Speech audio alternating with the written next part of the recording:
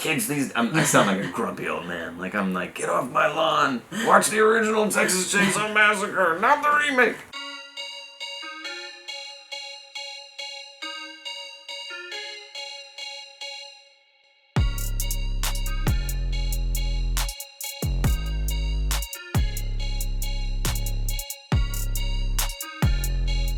What's going on, guys? Welcome to another episode of Inside the Lines. My guest this week is author, screenwriter, comic book writer, amazing guy in all respects, Mcleod Chapman.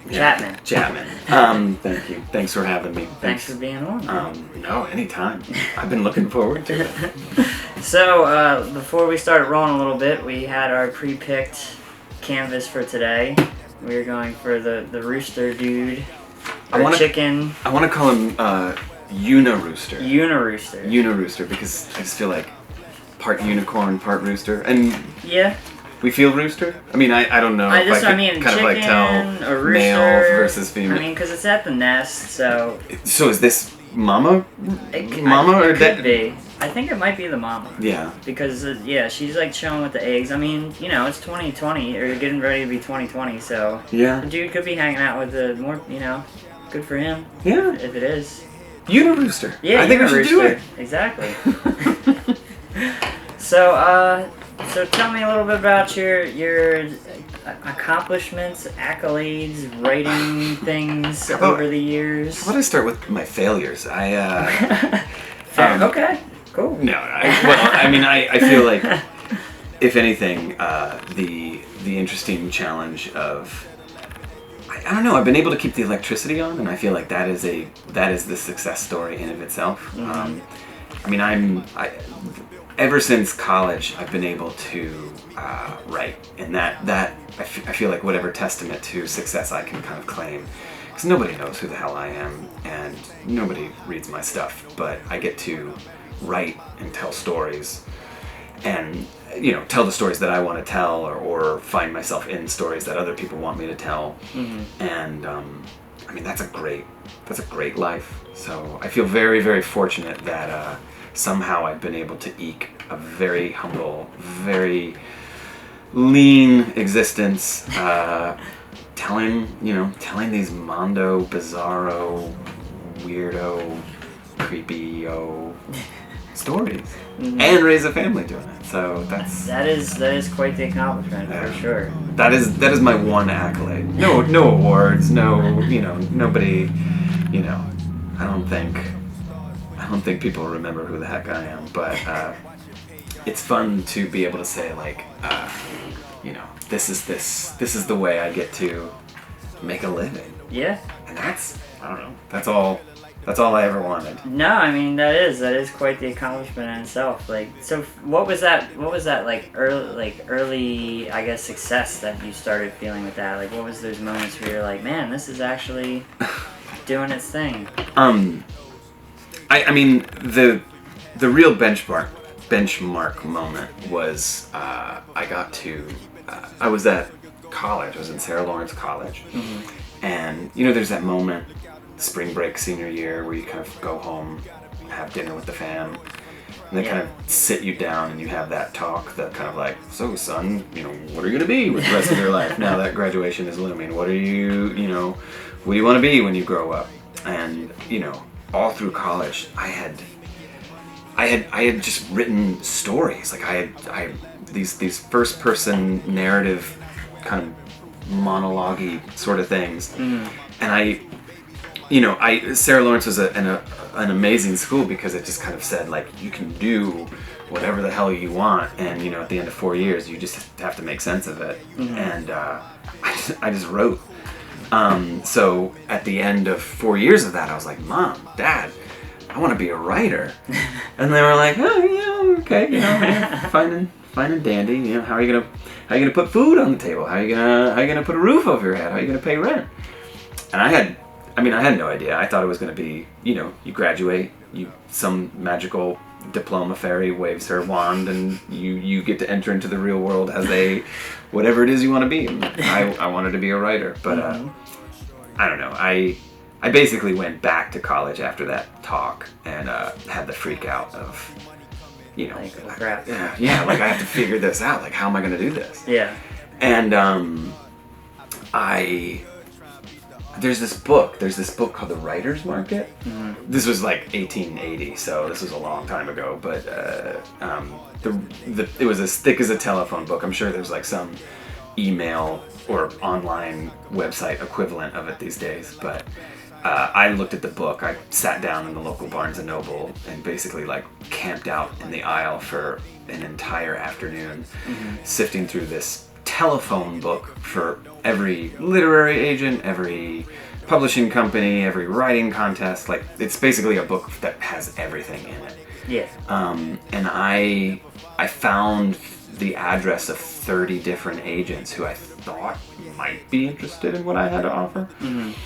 And I wrote each one of them a hand-typed letter, like snail mail, with a printout of a copy of a story that I had written my junior year of college. Mm-hmm. And the letter was basically like, please, please, please, read this, take me seriously. If you like this, believe me, there's more where that came from. Help me, and, because I'm about to graduate. Yeah. And 29 of them wrote back and said, thanks, but no thanks, kid. Mm-hmm. They sensed they smelled the desperation and the kind of the youthful naivete, I guess. And but one of them wrote back and was like, hey, this is pretty cool. Like, I'll check this out. What else you got? Uh-huh. And then she asked for 4 stories, and so I sent her 4 more stories. And then she wrote back and she asked for like 20 stories, and then she asked for all of them. And like, we just kept this volley of me sending her stuff until she was like, let's do this. Mm-hmm. And long story short, like 3 weeks after our first kind of established contact, she got me this 2-book contract with Disney, with Hyperion. And that was like 2 weeks before graduation. So like I got to enter into the real world with this book deal. Mm-hmm. And it was just Cinderella. Like I got to do the thing that nobody gets to do. Like we all pray for it, hope for it, beg for it, but it just very rarely, if ever, happens, and it happened to me. Don't bleed, yo, and I ain't looking in the rear, don't see those. So what was it so you've done screenwriting for film as well, correct? Yeah. So what was it that got you into that space? Or like what got you, over that? It's funny because like the things that I can kind of be singularly responsible for are the kind of the writing and the performance stuff. Mm-hmm. And I just love telling these stories, and every so often I'll meet somebody who loves telling stories in a different medium, but we kind of intersect off of the kind of tone and tenor of these stories. So I was doing a reading of my second book, Miss Corpus, and this dude came up to me afterwards, and he was like, hey, my name's Craig, I saw your reading. I think he got dragged by a friend, a mutual friend who I went to college with, who he went to college, like a mutual friend dragged him, and he was like a burgeoning filmmaker. Like he did his own kind of short films, and we started talking about like collaborating, and I feel like he was like, I want to make that the thing that you just like I want to make that novel into a movie. Mm-hmm. and I don't know, people, that's exactly what you want people to say, but for some reason I was just like, okay, yeah, sure. But like we just kept talking and kind of hit it off, and then finally like we made a short film together. Mm-hmm. And that short film hit up the festival circuit, and we got to Sundance with it. Nice. And then that led to another short that we made, which also got to Sundance. And then that led to that short was always kind of our. The second short was the one that we were really hopeful to turn into a feature, which was going to be which was based off of the book that he had seen the reading of. So it was all this kind of methodical and very kind of slow and patience building process of getting to this point of we're going to make a movie. Yeah. And you know, I know I am not a director. I don't have what it takes to be a director, so I feel very fortunate that Craig came into my life because we're very simpatico with one another's sensibilities, and we made our first feature together, which was called The Boy, and it was a very kind of icky, creepy killer kid feature, and it was like our first experience together, first experience kind of at this scale, and we've been friends and collaborators ever since. So jumping over to now, you do writing for comics as well. Yeah. So what was that jump off into that world? I mean, again, it's. I mean, I'm not making this up. Like it has always kind of boiled down to doing readings, like kind of putting myself out there, and people responding to those readings. And I had met through a high school playwriting competition down in Virginia, where I'm from. This other woman who was a writer, and we kind of intersected there. She was a student, and I was, I guess, like her workshop instructor. And she was awesome. We hit it off, and then years and years go by, and she comes to this reading that I was doing in New York, like 15 years later, and she's like, "Hey, I'm an associate editor at Marvel Comics now." Wow. And I was just like, "What?"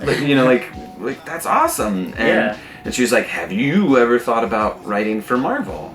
And I mean, honestly, my kind of personal professional ethos has always been say yes to any opportunity that presents itself, and just figure it out. For better or for worse, you might crash and burn, and more often than not I do, but I feel like it just leads to these amazing opportunities. Oh, for sure.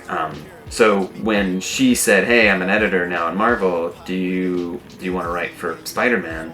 I was like, "Yeah, let's do it." Yeah. Because I mean, I was a fan of. I mean, I read comics when I was younger, and I definitely love the medium, having never written for it before.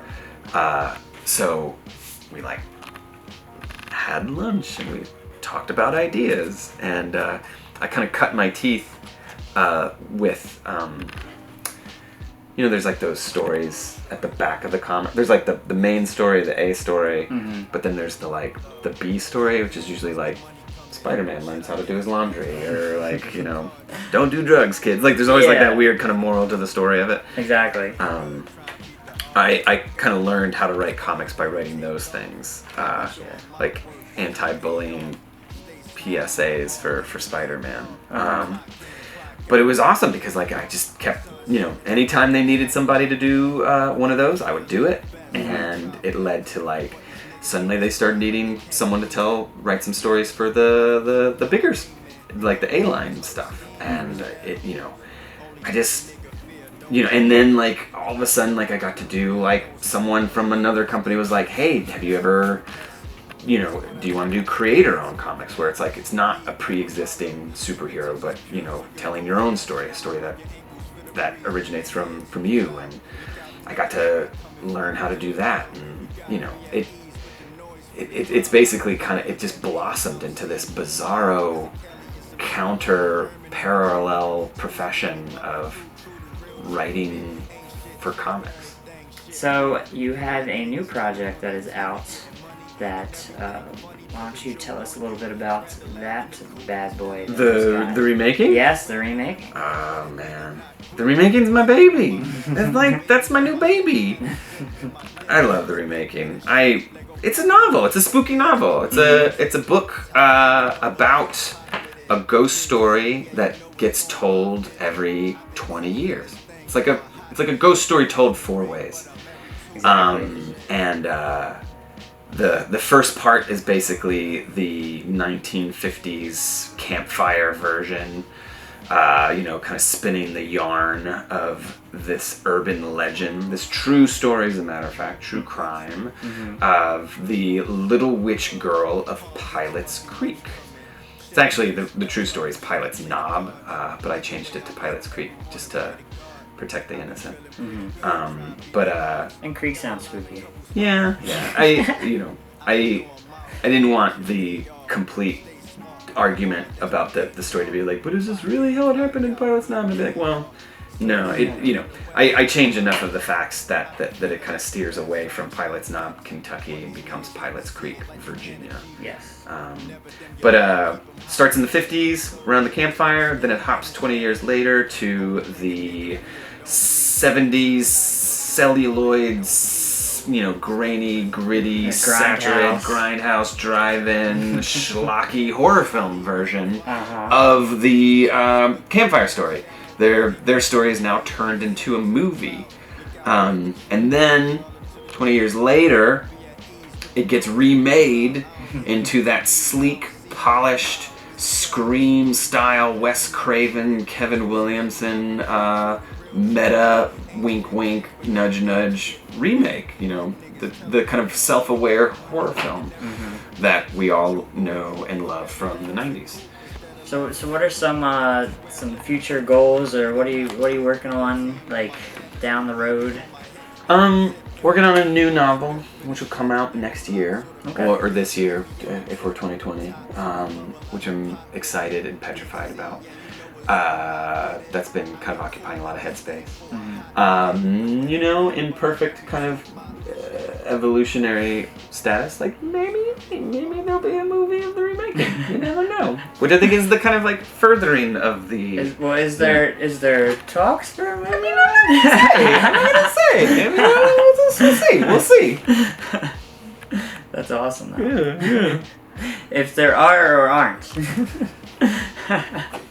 And then, of course, continuing with like the comics and stuff like that. Yeah. Let's see.